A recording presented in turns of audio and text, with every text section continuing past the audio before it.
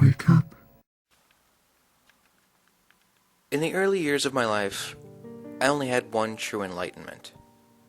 It wasn't that I was homosexual, neither was it that I felt different. It was merely the knowledge that no matter who I knew, what I did, or what happened around me, eventually, I would be completely forgotten.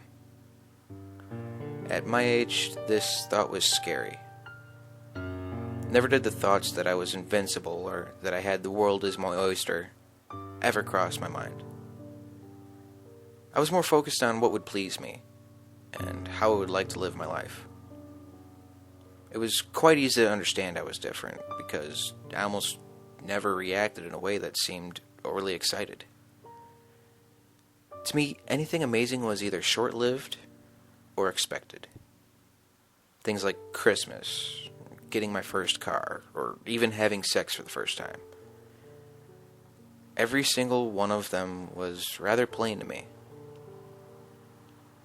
However, I'm not telling you this to express my slightly depressing childhood. If I wanted to, it would be a completely different story altogether. For now, I would like to talk about my present, or current time period, if you will. Let me start at the beginning of this experience. For the purpose of our story, I'll start at when I turned 24. At the time, I had just graduated from college and had my degree in criminology. I had then gone to my Army recruiter and decided to join up as a first lieutenant in the military police. After roughly 8 months of training, I was stationed in a little town in Illinois. I can't say that I remember the town name, but I wasn't exactly concerned about it. If I could tell you my job description, I would, but it might get me fired, or worse, killed, so I'll leave it to your imagination. The experience will pick up and end on my third day at the base. I started that day with my normal routine. I got up out of bed, made my way over to the bathroom, cleaning up and taking care of the bodily fluid that built up overnight. Next, I walked out of the bathroom, dressed myself up in the garb that was appropriate. I ran through my schedule normally until about 4 o'clock at night. I was just making my way past the door to the male bathroom when I saw 4 of my men beating on another. I angrily walked up to the men and barked orders to stand down. The men looked over at me, grinned to themselves, and for some reason, I felt a horrific pain from the back of my head before I blacked out.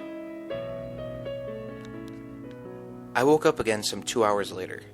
The pain in the back of my head was blinding as I slowly opened my eyes. It was bright, and it seemed that I was in a bunker somewhere in the base. I went to get up and froze when I felt resistance. I looked over to my left hand and saw that I was tied to a table. My eyes went wide as I heard the shuffling of feet coming towards me. The next thing I knew, I was being hammered into by a pipe. My stomach was in pure agony as they beat me with their fists, and that pipe. The pain increased steadily until nothing. I literally could not feel a thing. Surprised at the loss of emotion, I quickly looked down at my stomach and saw that they were still, in fact, beating me. But I couldn't feel them anymore.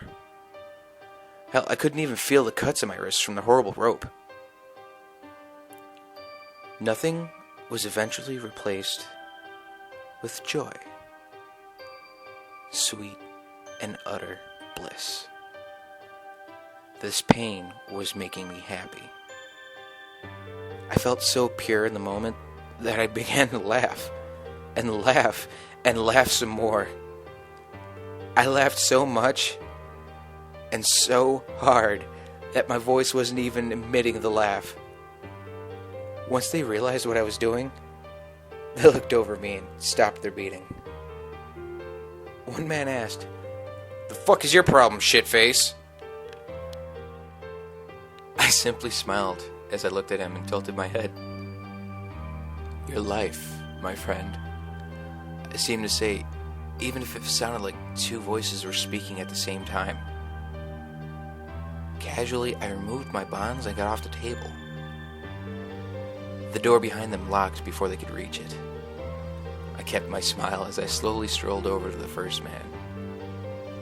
For him, I was new at this, and didn't think to make any of his pain last. I took him by his shirt and threw him into the wall beside me. After he fell, I put my hand on his head and slowly ripped out his spine along with his head. And then took his head and bit off a nice big piece of flesh before tossing it to the other side of the room. At this point, the other three men were all in a wide-eyed and backing away like little children in front of the boogeyman. I'll spare you the details, but I learned from the first one that I needed to kill them slowly to earn satisfaction in their deaths. Although, I will tell you how I killed the last one. After strapping him down, I made him watch as his two other friends died agonizingly in front of him. Then, I came to him. For him, it was personal, as he's the one who carried the pipe. For him, I made it slow, but nonetheless, I made it agony. I took his pipe and decided that his own tool for destruction shall become the weapon of his demise. I laid back his head and forced him to slowly swallow it all the way down. Then I ripped it back out without telling him.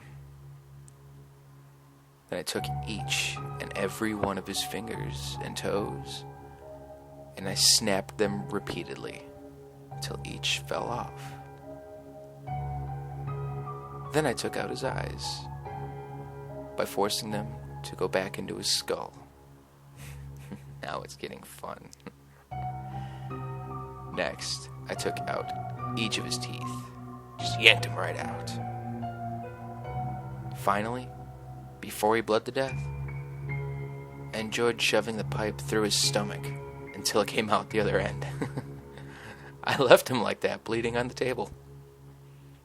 I walked out of the bunker, closed it behind me, and smiled as I walked my way to a car and drove off into the night. Now we come to the reason why I'm telling you this. I enjoy what your life was. I enjoy every little aspect about you. In fact, your life is so grand that I just have to introduce how amazing the pain can be. Don't worry, my friend. It won't be difficult at all. At least, after the first few hours. Yours truly.